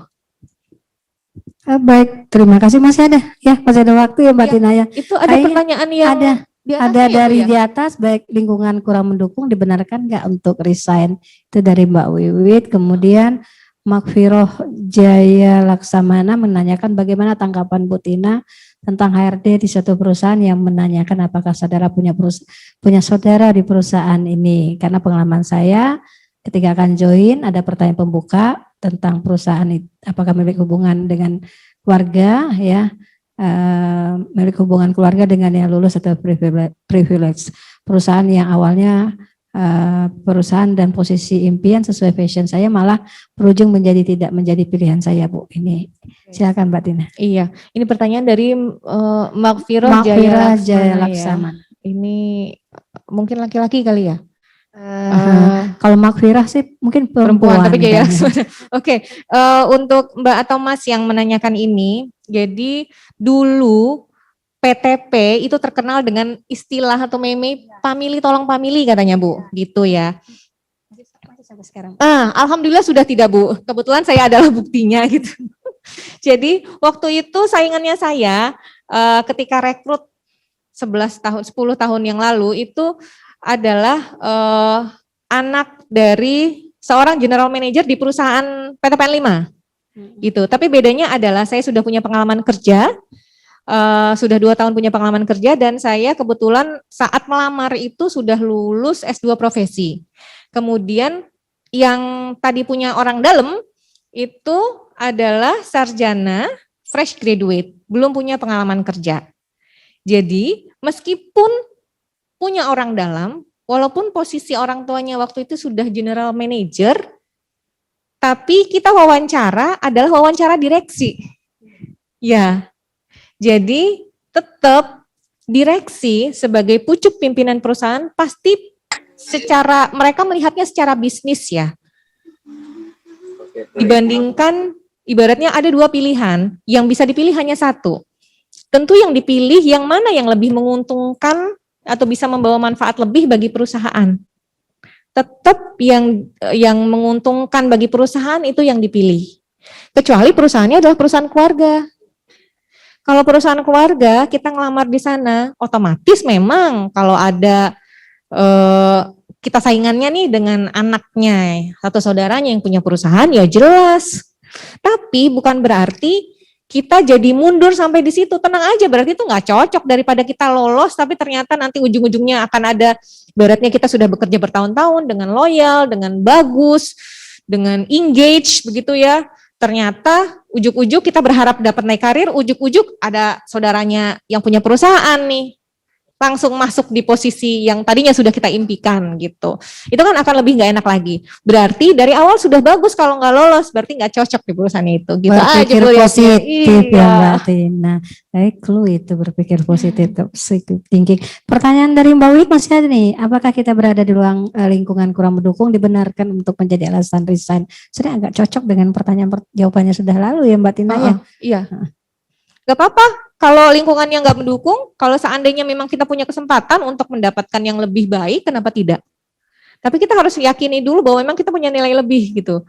Jadi kita kalau emang kitanya berkualitas, mau pindah kemanapun kita nggak masalah. Perusahaan lain malah seneng nih dapat kita, perusahaan yang akan kita tinggalkan ini malah rugi nih kehilangan kita. Itu jadi ya kalau lingkungannya kurang mendukung, daripada kita nggak nyaman di sana, kita demotivasi, kerjanya malah jadi nggak ikhlas gitu ya. Lebih baik kalau ada kesempatan pindah aja. Betul. Pengalaman saya pribadi juga dengan anak saya, dia tidak langsung di satu karir. Ya gitulah, karir path-nya dibangunnya dulu, baru dia kejar. Baik, ada pertanyaan berikutnya juga dari Muhammad Jeffrey Agus. Assalamualaikum, selamat siang, izin bertanya. HRD sering bertanya gaji. Nah, yang kita harapkan kepada interviewer. Nah, bingung jawabnya Mbak Tina, tipsnya bagaimana? Tipsnya, oke. Untuk fresh graduate biasanya bingung ketemu pertanyaan gaji, ya. Kadang ngasih gaji, maksudnya nyebutin gaji itu takut-takut gitu. Ini nanti dibilang, wah ini ya nggak tahu diri atau gimana gitu. Tapi sebenarnya itu adalah pertanyaan untuk sekedar jadi catatan lah. Kalau untuk fresh graduate ya, kalau untuk fresh graduate itu hanya sekedar jadi catatan bagi si recruiter. Karena sebenarnya perusahaan-perusahaan itu sudah punya sistem atau skema gaji sendiri untuk fresh graduate. Jadi nggak apa-apa, nggak usah ragu-ragu untuk menyebutkan gitu. Kalaupun ternyata yang kita sebutkan melampaui dari standarnya perusahaan nanti recruiter nanti akan menyampaikan plafonnya kami maksimal segini untuk fresh graduate. Dan mereka itu biasanya malah pertanyaan mengenai gaji itu akan mereka ungkapkan ketika mereka tertarik dengan si kandidat. Ya, jadi ketika sudah terlontar pertanyaan gaji, dan biasanya mereka akan menanyakan balik, ada harapan gaji berapa? Nah, itu baru kita bisa menyampaikan keinginan kita. Tapi biasanya kalau perusahaan sudah punya skema gaji yang bagus, itu jangan khawatir lah. Biasanya untuk fresh graduate itu biasanya justru melampaui dari ekspektasinya fresh graduate. Gitu. Iya, dapat clue lagi. Kalau dari tanya gaji, berarti kita sudah punya identifikasi kompetensi, ada peluang tuh. Jadi sekarang tinggal sebelum melamar pekerjaan, searching dulu kira-kira gaji fresh graduate di perusahaan yang kita minati itu berapa. Betul, Bu. Ya, Iya. itu kuncinya, tetap informasi ya. Jadi memang perlu untuk dapat ilmu banyak bagi kita yang sekarang mungkin belum memulai karir. Tidak terlambat untuk menemukan passion dan membuat karir. Masih ada waktu 10 menit Mbak Tina, jangan Boleh. khawatir. Masih banyak yang di offline silakan kalau itu. Sebelum kita kembali ke online karena ada satu pertanyaan, saya kasih kesempatan yang ada di ruangan ini dulu untuk bertanya kembali. Disilakan.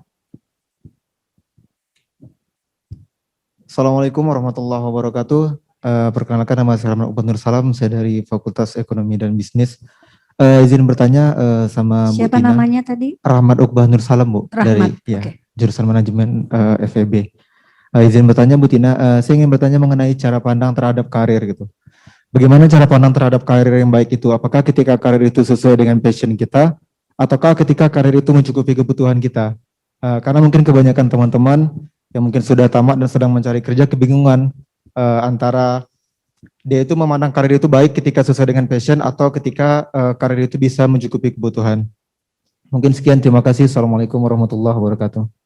Waalaikumsalam warahmatullahi wabarakatuh. Iya, Mas Rahmat. Jadi ini pertanyaannya sebenarnya subjektif ya, gitu. Jadi kalau memang kita sudah merasa senang dengan bidang kerjanya kita, itu biasanya sudah merasa cukup aja. Gitu. Tapi kalau memang kita kadang-kadang ini perasaan tidak puas itu muncul setelah membandingkan diri dengan yang lain. Makanya tadi saya bilang ini sifatnya tuh subjektif. Ada individu yang merasa sudah aja cocok cukup nih dengan sekian gitu. Tapi begitu dibandingkan, kok si temen yang itu dengan bidang kerja yang sama, dengan level yang sama, kok ternyata benefit dari perusahaan yang diterima beda ya. Barulah akhirnya kita jadi menimbang-nimbang nih, kok saya cuma segini, akhirnya muncul ketidakpuasan. Itu makanya tadi saya bilang itu sifatnya subjektif. Jadi ya dikembalikan ke individu masing-masing. Kalau memang merasa sudah cukup, sudah sesuai karirnya, kadang tuh ada yang memang memilih berada di zona nyaman dengan pertimbangan sudah punya tanggungan dan benefitnya cukup, lebih dari cukup bahkan. Tapi mungkin di sisi lain itu jenjang karirnya tidak banyak bisa naik lagi. Tapi di sisi lain kebutuhan keluarga ini sudah terpenuhi lebih dari cukup. Tapi kitanya berada di zona nyaman, ya balik lagi ke diri kita. Kita merasa mana yang lebih kita prioritaskan? Apakah kebutuhan keluarga ataukah kebutuhan diri nih untuk mendapatkan pencapaian karir yang lebih tinggi lagi, sementara kita tahu di perusahaan yang saat ini misalnya level karirnya itu tidak banyak jenjangnya. Gitu. Iya, terpulang kepada kita ya Mbak Tina. Tapi kalau kita butuh konsultan untuk bertanya tentang jalur karir, bisa hubungin Mbak Tina misalnya. Tapi itu penting karena kadang-kadang kita merasa sulit untuk mengambil keputusan terhadap diri kita sendiri. Kenapa tidak menggunakan sesuatu yang memang qualified untuk memberikan kepada kita advice yang sesuai dengan apa yang kita butuhkan. Kan tidak semua kita memahami segala hal. Kadang-kadang pandangan di luar diri kita itu justru sangat membantu kita untuk mempermudah keputusan kita. Ya Mbak Tina ya? Iya. Mungkin seperti itu ya. Jadi buat Rahmat ya, itu memang dinamika fresh credit memang seperti itu. Karena tapi kalau kita memilih karir pada perusahaan-perusahaan yang memang sudah punya qualified tertentu, barangkali itu tidak kita temukan dari sisi jenjang karir asal kita bisa pop up terus ya. Karena anak muda kan penuh semangat, jadi jangan tidak bersemangat. Tadi juga masih ada pertanyaan nggak? Ada di chat sih ada satu lagi Mbak Tina tentang seandainya iya HRD sering di bawah ini kalau seandainya HRD hanya apa motivasi kerja. Nah, motivasi kerjanya apa? Itu sesuai enggak dengan value perusahaan? Kan begitu ya. Mungkin Mbak Tina jawab nih. Silakan Mbak Tina. Iya. Kalau seandainya HRD nanya apa motivasi kita kerja di perusahaan, apa jawabannya? Ini memang jawabannya subjektif. Iya, subjektif. Motivasi kita bekerja itu nanti tergantung ya, maksudnya apakah memang kita bekerja hanya ingin coba-coba,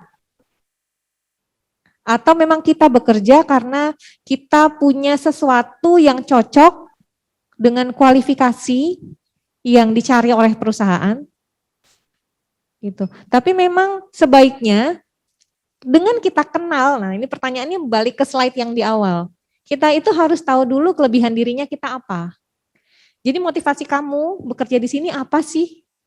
Kita tidak masalah ketika kita menyebutkan cocok nih dengan dirinya saya. Tipe pekerjaan ini cocok dengan kualifikasi pekerjaan ini cocok nih dengan karakternya saya, dengan yang saya inginkan, dengan yang saya punya pengalamannya gitu.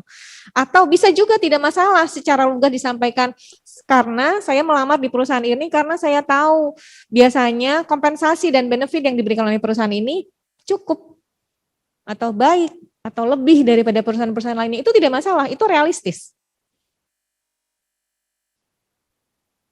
Gitu. Jadi jangan, justru kalian sendiri memang harus menemukan motivasinya untuk melamar pekerjaan itu apa. Karena itulah nanti yang akan menguatkan karakternya seseorang. Apakah nih orang kenal dirinya apa enggak? Kalau dia sudah kenal dirinya dia, perusahaan itu akan tahu, oh ini orang karakternya kuat dan pasti akan digali lebih lanjut. Apa sih yang menarik dari dirinya dia gitu. Mbak Tina, tapi kalau saya jadi pihak perusahaan nih, saya pasti pilih orang yang sesuai dengan value perusahaan saya. Iya. Kalau saya, tapi barangkali hal seperti itu menjadi catatan penting kita, menemukan value kita yang cocok dengan tempat yang akan kita inginkan jadi karir kita. Nah itu jadi nemuin tuh kuncinya memang di situ ya Mbak Tina ya. Nah ini pengalaman kami yang sudah bekerja puluhan tahun. Ini ada satu pertanyaan lagi Mbak Tina, menarik sekali nih. Makin siang makin banyak, padahal waktu kita tinggal 9 menit. Makin bertubi-tubi pertanyaannya. Nah ini Mbak Tina, tentang value tadi perusahaan kita bicarakan. Apakah setiap perusahaan tuh value itu yang pertama diseleksi di dalam rekrut. Kalau dia perusahaannya value-nya A, terus dia melamar value-nya B, ya pastilah ya. Dan yang kedua itu saya langsungkan saja ya, pertanyaan dari Jessica juga ada nih. Saya jurusan agribisnis, apakah saat ini perusahaan PT PLN 5 merekrut calon asisten perempuan? Nah ini pertanyaan lebih teknis Mbak Tina, lowongan pekerjaan khususnya untuk perempuan, magang PT PLN 5 mengutamakan hanya mahasiswa laki-laki. Mungkin itu karena spesifikasi pekerjaan memang hanya butuh laki-laki, jadi bukan sesuatu yang sifatnya diskriminasi ya di lapangan dan sebagainya. Kemudian terakhir juga ada pertanyaan lagi pada pandemi COVID-19 ini, jika ada interview secara online, bagaimana cara menghadapinya? Apakah ada perbedaan persiapan dengan interview secara offline? 3 Mbak, saya ulang sekalian, karena waktu tinggal 5 menit. 5 menit lagi, oke saya usahakan jawabannya singkat ya. Untuk yang tadi perempuan agribisnis, biasanya apa faktor yang dinilai selain tes tertulis untuk perempuan? Nah, untuk laki-laki dan perempuan, kalau untuk bidang tanaman, agribisnis kan berarti masuk ke core ya, core-nya perusahaan kalau di PT PN 5. Itu memang kami cari orang-orang yang tahan banting gitu ya, yang ulet, yang gigih, yang gak mudah menyerah kalau bahasa awamnya gitu. Tidak mudah putus asa, karena nanti kerjanya di remote area, di kabupaten gitu, tidak dekat, tidak di kota yang mungkin kita di kampus biasa nih dekat dengan ibu kota, provinsi, dekat dengan jalan gede. Nah kalau di tanaman itu kan biasanya lahannya juga berbukit-bukit, sulit arealnya.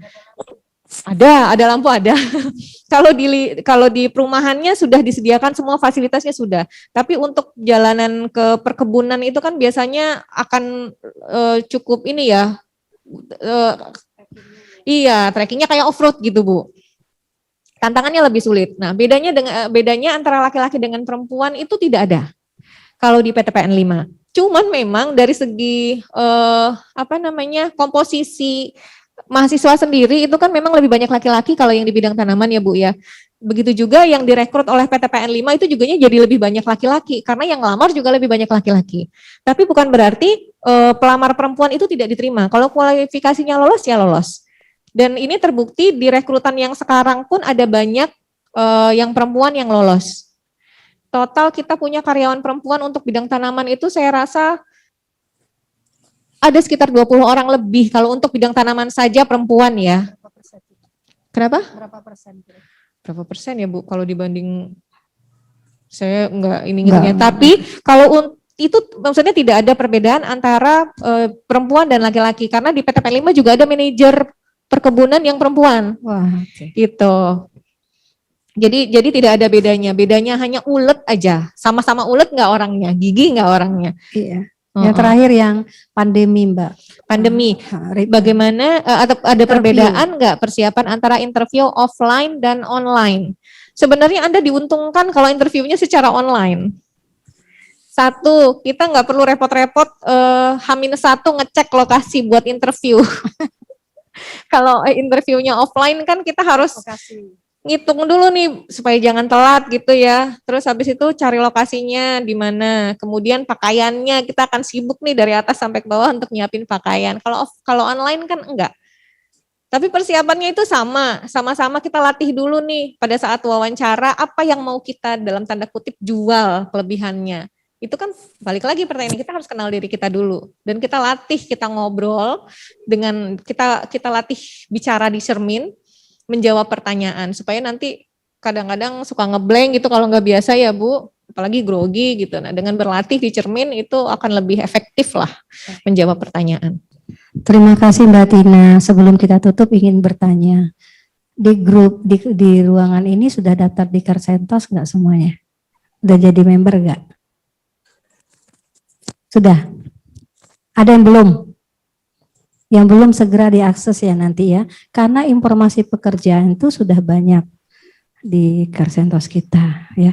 Terima kasih Mbak Tina atas waktu, ilmu dan semangatnya untuk kita semua ya. Terima kasih juga kepada seluruh peserta offline maupun peserta online serta tadi narasumber kita dua yang di awal, Mbak Tita dan Mbak Ria, kemudian terkhusus pada Mbak Tina ya hadir secara offline. Mudah-mudahan Allah balas dengan keberkahan ilmu dan kesuksesan karir. Amin, amin ya Rabbi, amin. Demikian acara kita satu hari ini kita telah selesaikan. Mudah-mudahan dengan hasil yang sama-sama bermanfaat untuk kita semua. Jadi acara Follow Your Fashion, Find Your Fashion, kemudian and career option. Ini merupakan acara yang memang kita tujukan kepada para fresh graduate kita, kemudian juga mahasiswa dan para alumni Universitas Riau dimanapun berada. Saya dari panitia ya Mbak Tina ya, mengucapkan terima kasih dan mohon maaf jika ada kesalahan baik dalam tutur kata maupun sikap. Mudah-mudahan kita semuanya selalu sehat, ya, selalu bahagia dan menemukan career fashion yang luar biasa. Amin, amin ya Rabbil Alamin. Saya kembalikan kepada MC. Terima kasih. Ya, demikianlah acara seminar kita untuk sesi 3 dan dilanjutkan dengan pemberian sertifikat dan kenang-kenangan dari Pusat Pengembangan Karir dan Kewirausahaan kepada pemateri kita, Ibu Tina Andrina SPS IMP Psikolog, oleh Koordinator Pusat Pengembangan Karir dan Kewirausahaan P2K2 Universitas Riau, sekaligus moderator kita dalam acara ini, Ibu Dr. Alfi Furwanti Alwi, SMM CMM CIQNR.